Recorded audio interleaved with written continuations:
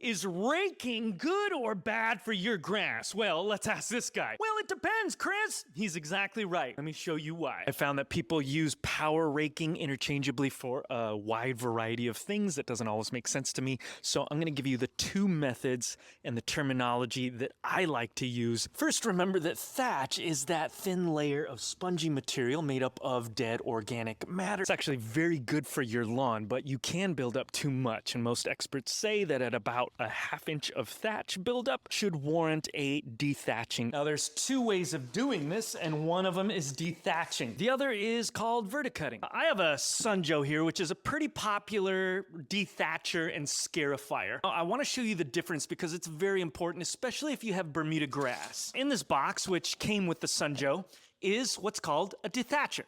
You can tell because there are these long steel tines that dig into the canopy of your grass and scoop out thatch like this, right? As it rotates, it claws away at the thatch. The reason I do not like using these for Bermuda grass is because not only does it claw away at the thatch, but it claws away at the root system. Bermuda is different than cool season grasses in that it doesn't bunch straight up from seed. It grows laterally through its root system. And so this really damages Bermuda roots. What I use instead is called a verticutter, or in this case, a scarifier. Now, come in on here. See this?